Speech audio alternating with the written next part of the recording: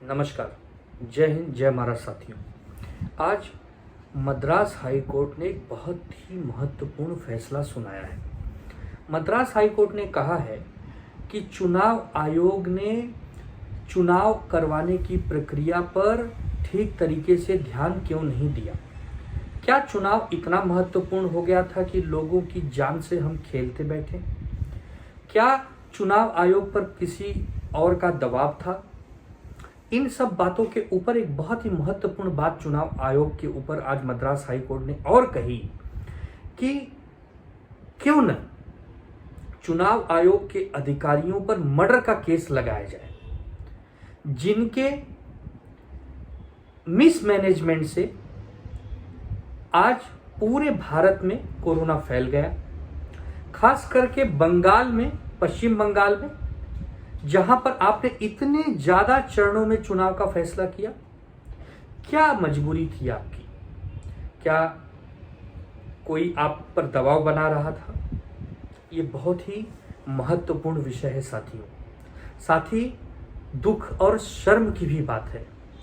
एक तरफ आपको इतनी एजेंसियों ने आगाह किया, नीति आयोग के एक सदस्य ने आपको आगाह किया कि भारत में कोरोना की दूसरी लहर बहुत तेजी से आ सकती है, खास करके 15 अप्रैल के बाद से मई तक। लेकिन आप भारत सरकार के हालात को देख रहे हैं। आज भारत में ऑक्सीजन हो, इंजेक्शन हो, वेंटिलेटर हो और भी महत्वपूर्ण मूलभूत आवश्यकताएं हो जो मेडिकल सुविधाओं को देती हैं, आज हमारे पास कुछ नहीं। प्रधानमंत्री जी अमित शाह जी, मतलब एक दो महत्वपूर्ण पद हैं भारत में, एक प्रधानमंत्री, एक गृह मंत्री।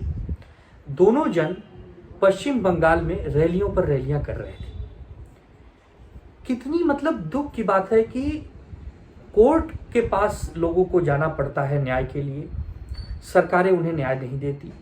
कोर्ट डांटती है, फटकार लगाती है, कुछ दिनों के बाद इंक्वायरी होती है, उस पर समीक्षा बैठकें होती हैं, लेकिन फिर सब धरे का धरा रह जाता है। हम सबको मिलकर इस कोरोना से लड़ना होगा। अभी भी बहुत सारे राज्य दुख में हैं, चिंता में हैं, तकलीफ में हैं। केंद्र सरकार से मदद नहीं पहुंच रही है। अभी भी जो 3-4 बड़े मंत्रालय हैं, चाहे प्रधानमंत्री कार्यालय हो, गृह मंत्री कार्यालय हो, स्वास्थ्य मंत्रालय हो, अभी भी मदद सही ढंग से नहीं पहुंच रही है और कोर्ट और कचहरी तक को इसमें दखल देना पड़ रहा है इस इतनी महामारी में। तो ये बहुत ही दुख और शर्म की बात है। केंद्र सरकार को, चुनाव आयोग को इन सब बातों को आगे, यहां तक कि हाई कोर्ट ने यह भी कहा कि यदि 2 मई के पहले तक ठीक ढंग से मॉनिटरिंग, ठीक ढंग से अगर आपने इस पर कार्रवाई नहीं की तो आने वाले 2 तारीख का जो रिजल्ट है हम उसे भी रोक देंगे। ये तो मतलब भारत के इतिहास में इससे बड़ा शर्मनाक किसी चुनाव आयोग के लिए या केंद्र सरकार के लिए क्या फटकार हो सकती है। तो अभी भी संज्ञान लें, सब एक हो जाएं, सब मिलजुल कर काम करें और पूरे भारत को बचाने में सबसे बड़ी महत्वपूर्ण भूमिका केंद्र को निभानी है, क्योंकि हर चीज का डिसीजन, हर चीज का निर्णय आपके हाथ में है। तो आपसे हम यही अपील करेंगे, गुहार करेंगे। जय हिंद, जय महाराष्ट्र।